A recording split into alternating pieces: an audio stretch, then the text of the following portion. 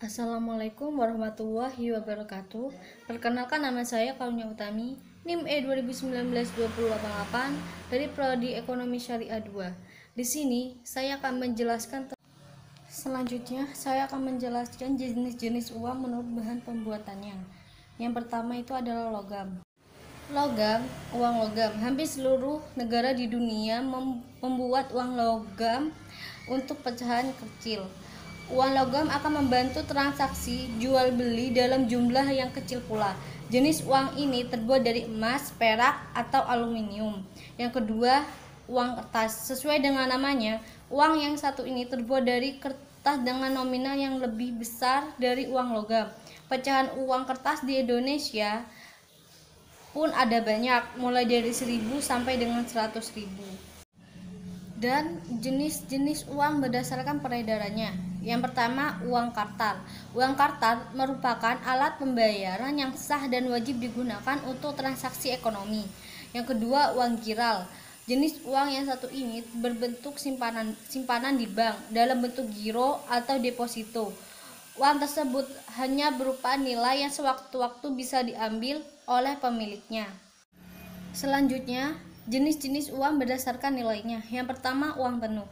Dikatakan uang penuh jika nilai yang tercantum sama dengan nilai dari bahannya. Misalnya, uang yang terbuat dari emas akan mengikuti harga emasnya. Saat harga emas naik, nilai pun akan naik, begitu sebaliknya.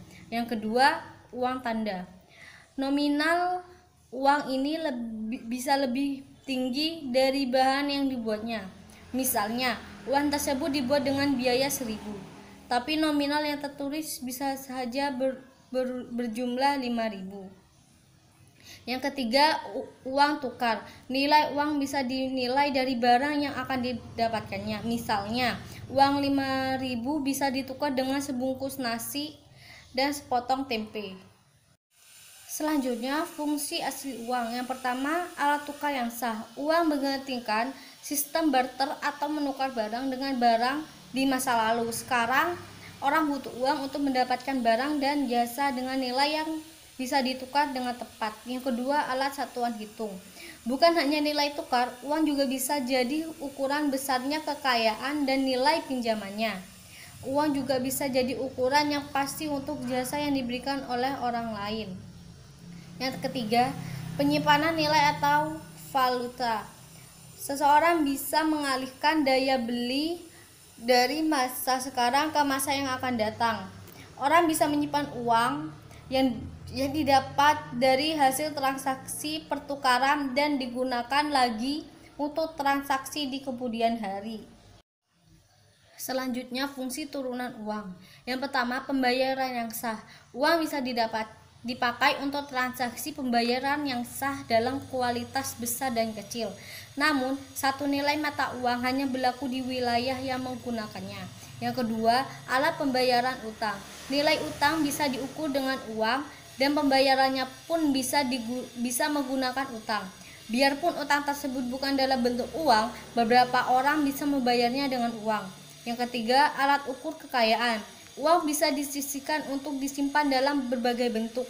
Nantinya, nilai tersebut akan bisa bertambah dan berkurang sesuai dengan nilai uang. Yang keempat, alat pemisah aset.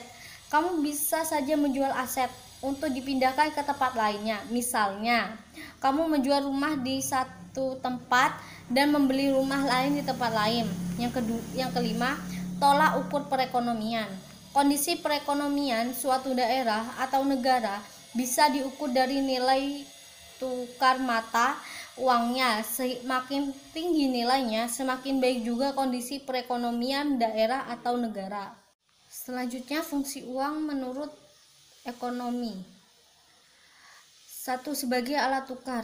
Uang dapat digunakan sebagai alat untuk mempermudah pertukaran. Yang kedua, sebagai alat kesatuan hitung untuk menentukan nilai atau harga sejenis barang dan sebagai perbandingan harga satu barang dengan barang lain. Yang ketiga, sebagai alat penyimpan atau penimbun kekayaan, dapat dalam bentuk uang ataupun barang. Sekian dari saya, mohon maaf bila ada salah kata. Wassalamualaikum warahmatullahi wabarakatuh.